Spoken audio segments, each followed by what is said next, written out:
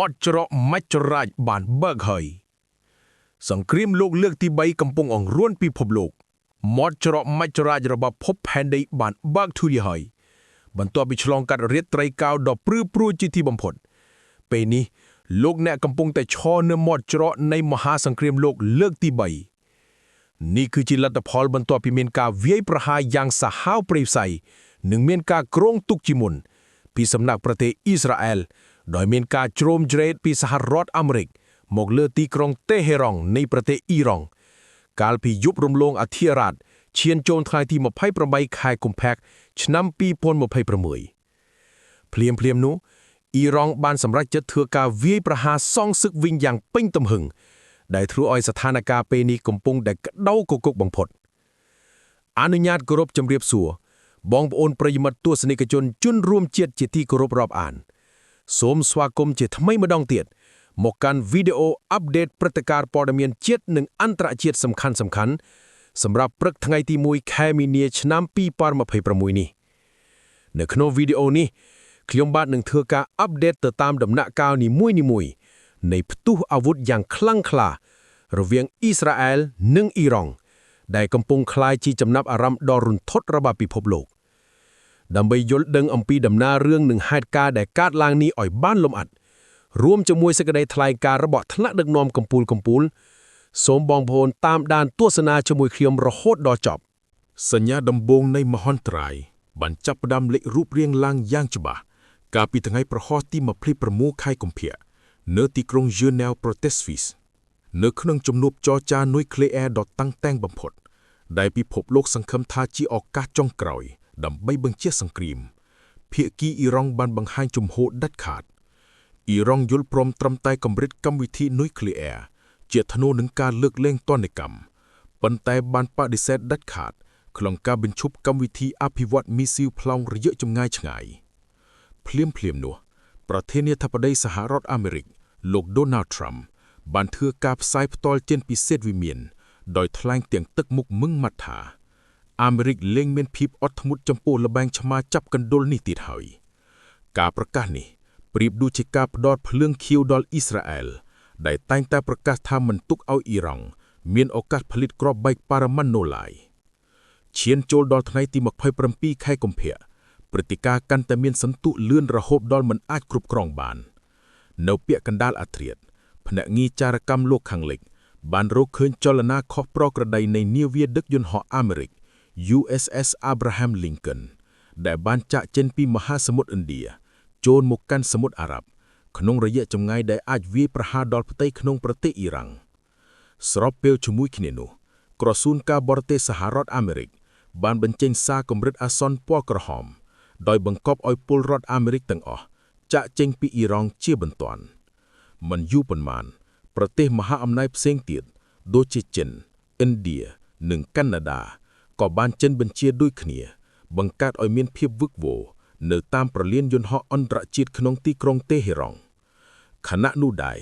មន្ត្រីការទូតអង់គ្លេសត្រូវបានគេឃើញថាកំពុងដុតបំផ្លាញឯកសារសម្ងាត់និងចាកចេញពីស្ថានទូតយ៉ាងប្រញាប់ប្រញាល់ដែលនេះជាសញ្ញាបញ្ជាក់ថាសង្គ្រាមមិនអាចជៀសផុតឡើយវេលាម៉ោង 4:40 នាទីព្រឹកម៉ោងក្នុងទីក្រុងតេហេរ៉ង់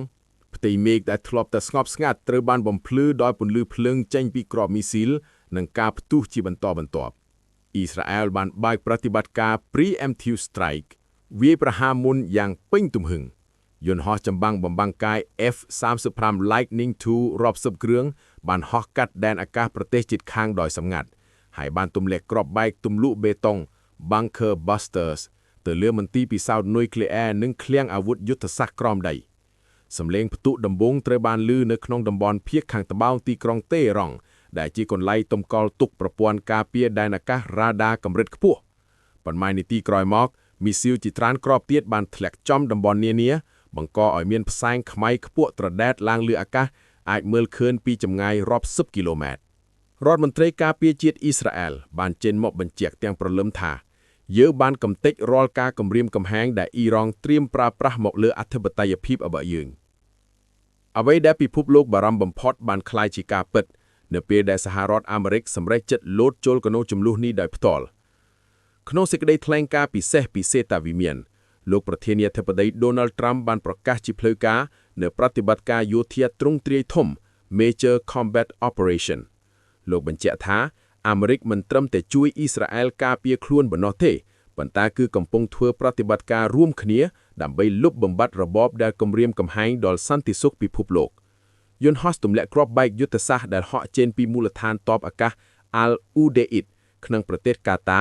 នៅមូលដ្ឋានទ័ពនៅមហាសមុទ្រឥណ្ឌាបានបើកការវាយប្រហាររលកទី2ទៅលើប្រព័ន្ធការពារដែនអាកាស S-400 របស់អ៊ីរ៉ង់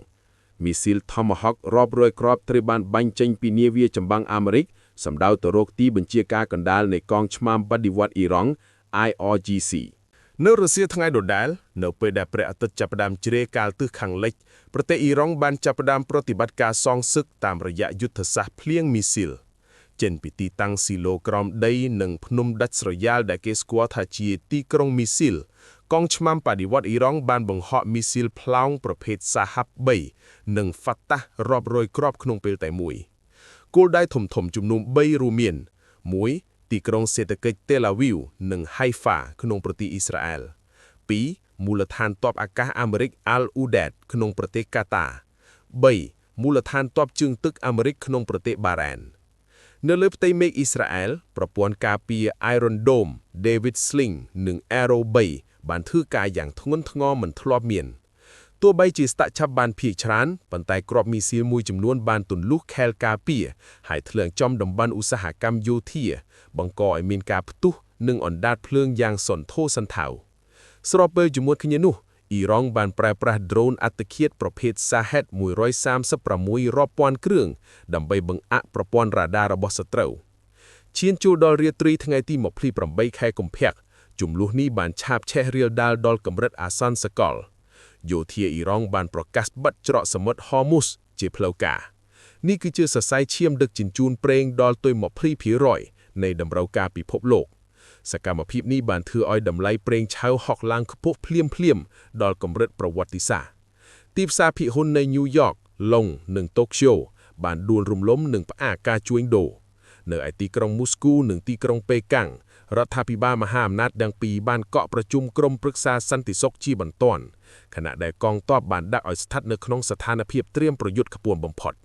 នៅអង្គការសហប្រជាជាតិកិច្ចប្រជុំបន្ទាន់មួយត្រូវបានធ្វើឡើងប៉ុន្តែត្រូវបរាជ័យដោយសារការប្រើប្រាស់សិទ្ធិវេតូរារាំងគ្នាទៅវិញទៅមកព្រឹត្តិការណ៍នេះគឺជាចំណុចរបត់ប្រវត្តិសាស្ត្រដែលបានបិទបញ្ចប់យុគសម័យនៃការចរចាហើយជំនួសមកវិញនៃយុគសម័យនៃសង្គ្រាមបច្ចេកវិទ្យានិងអាវុធយុទ្ធសាស្ត្រកម្រិតខ្ពស់នេះឡើងជាចំនួនដែនដីធម្មតាទៀតហើយប៉ុន្តែវាគឺជាការសាក់លបងឥទ្ធិពលរវាងប្លុកមហាអំណាចម្ខាងមានអ៊ីរ៉ង់រុស្ស៊ីនិងចិននិងម្ខាងទៀតមានអាមេរិកអ៊ីស្រាអែលនិងសម្ព័ន្ធមិត្តលោកខាងលិចវិបត្តិនេះបានបង្ហាញពីភាពទន់ខ្សោយនៃប្រព័ន្ធការទូតអន្តរជាតិដែលមិនអាចបញ្ឈប់ការផ្ទុះអាវុធបានការបិទច្រកសមុទ្រ Hormuz នឹងបង្កឲ្យមានវិបត្តិថាមពលនិងទំនិញឡើងថ្លៃនៅគ្រប់ទិសទីរួមទាំងតំបន់អាស៊ីអាគ្នេយ៍និងកម្ពុជាយើងផងដែរពិភពលោកកំពុងស្ថិតក្នុងភាពស្រប៉ីស្រពិលបំផុតសង្គ្រាមលោកលើកទី3មិនមែនគ្រាន់តែជាពាក្យស្លោកទៀតឡើយប៉ុន្តែវាគឺជាតថភាពជាក់ស្ដែងដែលកំពុងកើតឡើងអ្វីដែលមនុស្សជាតិអាចធ្វើបាននៅពេលនេះគឺការត្រៀមលក្ខណៈទទួលយកការផ្លាស់ប្ដូរដ៏ធំធេងនៃភូមិសាស្ត្រនយោបាយនិងបន្តតាមដានដោយក្តីបារម្ភថាតើប៊ូតុងនុយក្លេអ៊ែរនឹងត្រូវបានចុចនៅក្នុងដំណាក់កាលណាមួយឬយ៉ាងណាសូមអរគុណបងប្អូនសម្រាប់ការតាមដានកុំភ្លេចជួយ share វីដេអូនេះឲ្យបានច្រើនដើម្បីឲ្យពិភពលោកបានឃើញពីការពិតដែលកំពុងកើតឡើងនិងកុំភ្លេចចុច Subscribe រួចដាក់រូបកណ្ដឹងដើម្បីទទួលបានព័ត៌មានថ្មីៗពី Channel Peace News របស់យើងខ្ញុំសូមជម្រាបលា